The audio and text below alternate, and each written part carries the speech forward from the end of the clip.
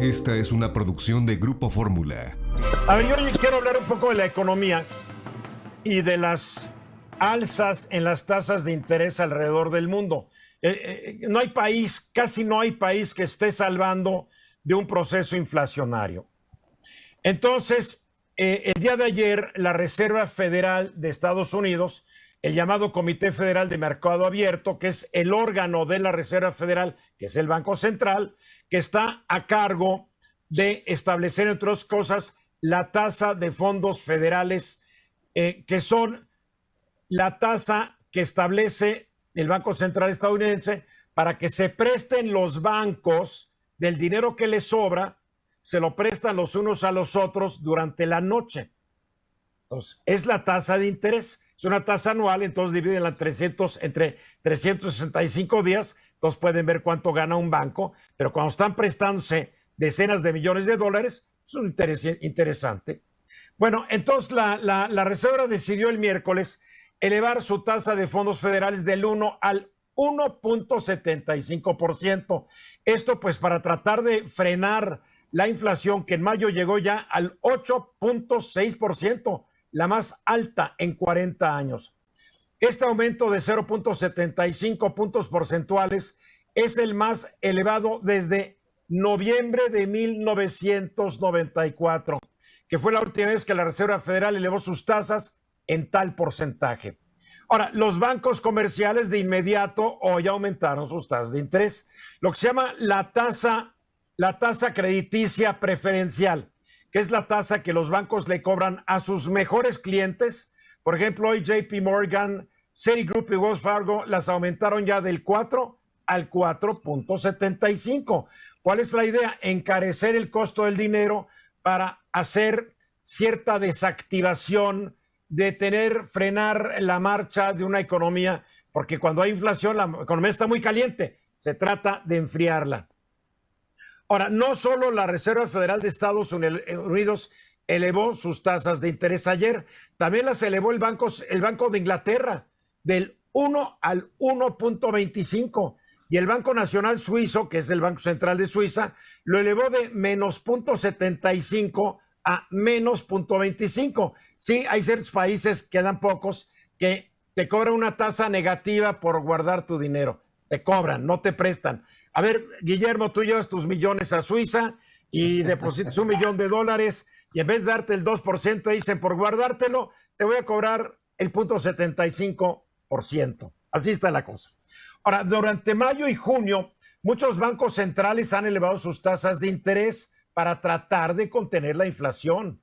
Por ejemplo, India lo subió del 4.4 al 4.9, Canadá del 1 al 1.5, Corea del 1.5 al 1.75, Brasil del 0.75 al 13.25, México la subió del 6.5 al 7%, Chile del 8.25 al 9%. Ya ni les digo lo que Argentina hizo porque ya es un caso perdido ese país. La semana pasada el Banco Central Europeo mantuvo su tasa en cero, a pesar de que la inflación promedio en la eurozona es del 8.1%, yendo del 5.2% que hay en Francia al 20% de inflación en Estonia. Mucha gente no se explica por qué el Banco Central Europeo mantiene en cero su tasa. Y esto obliga a todos los bancos, a todos los países a estar en cero, son los 19 países de la eurozona. La próxima semana, el día 23, va a haber una reunión de la Junta de Gobierno del Banco de México, y se estima que es muy probable que suba la tasa de interés del 7 al 7.5%, aunque para algunos, y yo me incluyo en ellos, debería aumentarla al 7.75%, porque los incrementos decididos en febrero, marzo y abril, que fueron del 0.50, pues no contuvieron la inflación. Ahí están los datos, nos están cantando de que vean qué bien vamos, porque en mayo la inflación bajó a 7.65 del 7.68 en abril. La verdad es ridículo. A ver, el tiempo nos va a decir si los banqueros centrales de México y el resto del mundo saben hacer su trabajo. ¿Por qué? Porque el riesgo de elevar las tasas de interés es parar la economía y generar una recesión. Es el gran riesgo. En Estados Unidos ocurrió en la década de los 70, la inflación estaba tan alta, fueron para arriba las tasas de interés y la economía se paró. una recesión horrible. Esperemos que esto no ocurra.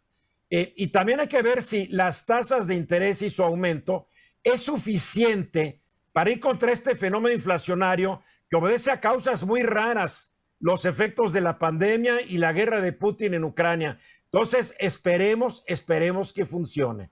Eduardo Sodi.